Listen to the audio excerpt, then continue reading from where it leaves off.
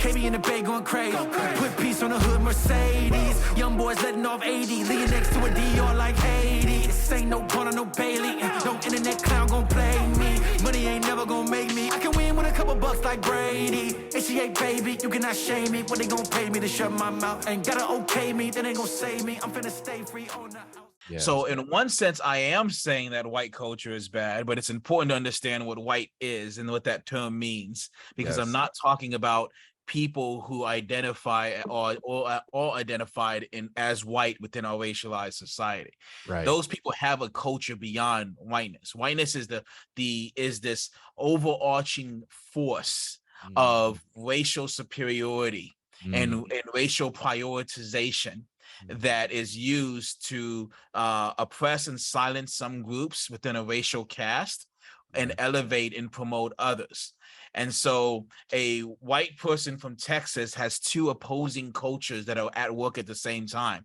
That Texan culture that comes with whatever Texan culture comes with, I don't know, but it's something there. And the whiteness that permeates within white Texan among white Texans, that propels certain policies and certain postures towards ethnic minorities and certain ways of moving about society that that is intimidating and all those kinds of things. And so one of those things I would say is bad.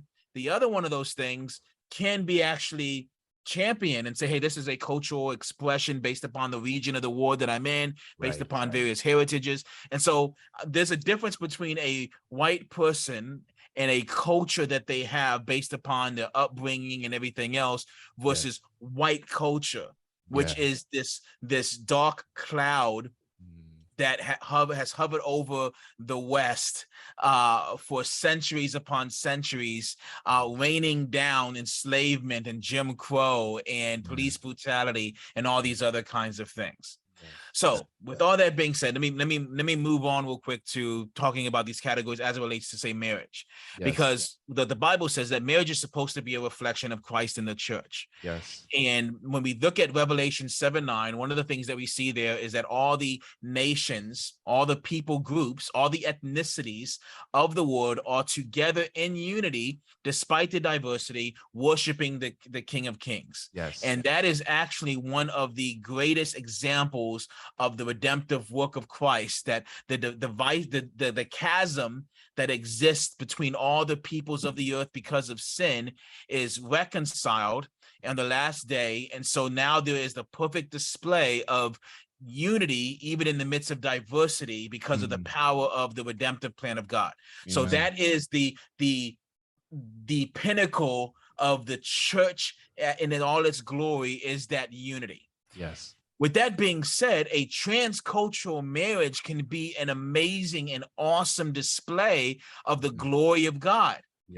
Because in that it can demonstrate a transcultural marriage.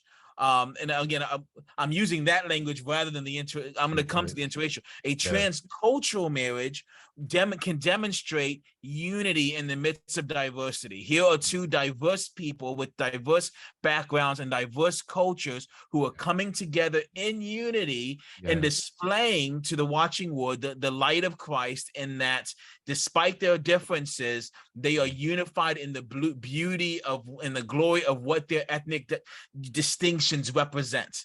Does that make sense? Interracial marriage comes and says, one of these things has to go. Something has to be dominant here. And we're talking about, as what you're saying, Holly, is how the way that whiteness is always pressing when it comes to an interracial marriage between a white and person of color. There is very much and often a dynamic where the white aspect, the whiteness, again, whiteness, I'm using it as a social construct, not talking about individual people. The whiteness dynamic, if that's not deconstructed, is constantly going to be pressing against that person of color who is trying to thrive and flourish in a racialized society. With that being said, here's the thing. When you have two people of color, so you have an interracial marriage or a transcultural marriage, which let me say it this way. It is easier for an interracial couple between ethnic minorities to be a transcultural marriage because those two ethnic minorities are both out in the wood pressing against the impact of whiteness. And so when they're coming together, there isn't often a dynamic of, I want you to be overcome with my culture. I want my culture to represent this household. They're in a space now where there is no pressing against. They can just be. Yeah. And so in those kinds of cultures, again, like in my family, we can have chicken and waffles for breakfast and pho for lunch, because it's not like this. There isn't this, no, we're only going to have chicken and waffles, or no, we're only going to have pho. It's no, and I don't know if you see pictures of my daughter. My daughter wears traditional Vietnamese dresses, even though she's Black and Asian. And some people look at her when she would go out as a family and they kind of side eye her, because here's this woman who's Black and Asian, but she's wearing an Asian dress that comes straight out of Vietnam. She likes that culture. So, I would personally love it if she wore some Timbs, but at the same time, it's like, hey, my daughter likes that, those Aldais, what they call dresses. Yes, wear that. You love that, because there's a wedding of the cultures and a championing of the cultures. But when you have that white and other, what you end up having is this dynamic where you have one culture that is marginalized in the world, and then they come home. And home is supposed to be a refuge, but as they come home, they have this space that is just a continuation of what they have in society, where every waking moment of their life, they're having to press against the expectations of whiteness, live under the white gaze, live under. Now, let me say this as a quick side note here, is that what I often find, and it just breaks my heart in a million pieces, is the fact that, and so when we talk about colonization, what we're talking about there is this propensity of whiteness to see itself as being supreme and being the measuring rod, the barometer in which all other things should be tested and measured by. So that's right. When the whiteness is in a space, so when colonization is happening, it is happening when whiteness is saying, this person's best or their flourishing is contingent upon how much they are under me.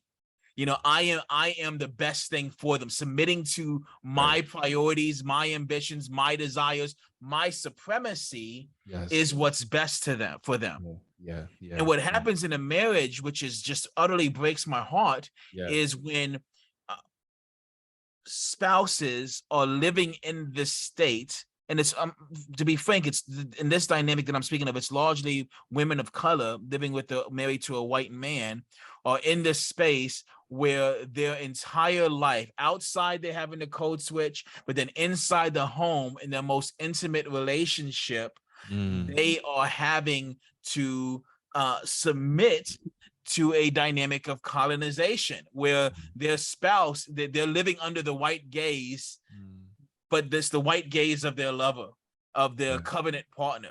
Their covenant partner is enforcing onto them the only way, that the best way for you to flourish and for you to abound is to reject who you are culturally and ethnically and come under the umbrella of my whiteness and my expectations, my demands, my perspectives, and everything else. And when you're there, that's where you're going to flourish. Or, and I put capital letters, or the other side of that, which is the indifference of whiteness, which is my entire life, I am outside of these four walls. I am having to press against the desire of whiteness to look at me with color blindness, to erase my color, to strip me of my culture. I'm having to constantly fight against my own sense of self-worth and dignity and value and all those things. And when I come home and I've been fighting that battle every day, the person who is supposed to be my partner throughout life doesn't give a damn. They don't care. It's not even, it doesn't even have to be active antagonism of like, you need to submit. It can be when I come home, the person who I've covenanted to spend my life with, I want them to be walking with me, because we're supposed to be partners. So they should be walking with me through this trial, this profound trial I have living in a racialized society, this kingdom of darkness, which includes racial supremacy, they should be walking with me, holding my hand, but they're like running ahead and like, when are you going to catch up?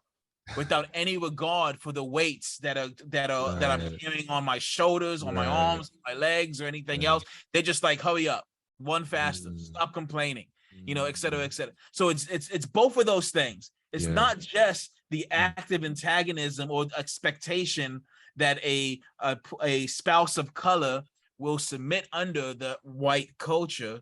It's the other aspect of it, which is the indifference to the struggle, and because it doesn't directly impact them, which communicates that there is a chasm between regarding that one flesh dynamic.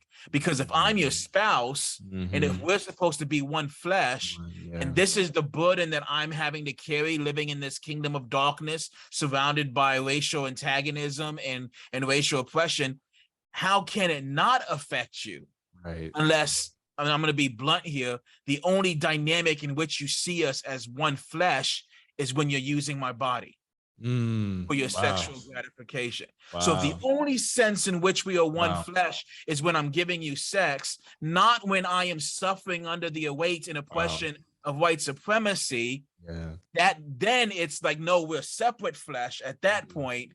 Then we not only have colonization, we have objectification, and we have sexual exploitation, and we have exoticism playing roles, which are a couple other can of worms. Like this ain't clout. This isn't real life. I got a real life. Christ is better, and it ain't no doubt. I ain't got time to debate. There's countries to save. Afghanistan, Cuba, I pray.